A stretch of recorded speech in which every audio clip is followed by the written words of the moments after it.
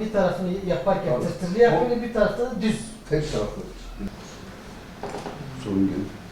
Profesyonel sorun gel. Vallahi 25 yıldır yapıyoruz. Hala devam. Biz Bingöl'e geldik tekrardan. Allah nasip ederse buradan Muş, Ardahan, Kars böyle devam edeceğiz. Bu bir sanattır öncelikle. İşçiliktir. Makası herkes yapamaz. Yani bir bıçak ustası yapamaz. Sıradan bir vatandaş yapamaz. Ben 27 senem verdim bu işe. 27 senedir de devam ediyorum. Hala devam yani şükürler olsun. İlçe geziyoruz. Berberlerimize yardımcı oluyoruz. Talep iyi şükürler olsun. Yoğun arıyorlar. WhatsApp üzerinden, Instagram üzerinden görüşüyoruz. Çağırıyorlar, biz de geliyoruz.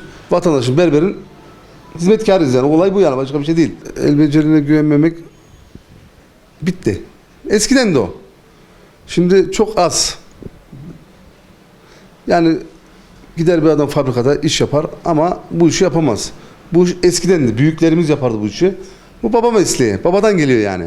Babadan geldiği için de biz devam ettiriyoruz. Şimdi belki benim oğlum yapacak mı? Yapmayacak. Gençler okusun sadece. Okusun, adam olsun. Bütün meslek ölür, şu bilemeyi hiç ölmez. Çünkü ülkede çok berber olduğu için sadece Bingöl'de 160-170 tane var. Bak, sadece Bingöl'de. Bu işi de kimse yapmazsa esnaf, berber abimiz makas bile ödemez, gider parayla alır. 20 liraya bile edeceğine, 25 liraya bile edeceğine 1000 lira, 1500 lira makasa para verir. O da yazık, günah. Yani bu işi yapan çok az kişi var. 60-65 kişi var Türkiye'de. Vallahi ben çok sevindim çünkü Bingöl'de bileci bulamıyoruz. Eskide bir Ait dayı vardı. Ait dayı işi yapıyordu. Ait dayı ölünce Evet.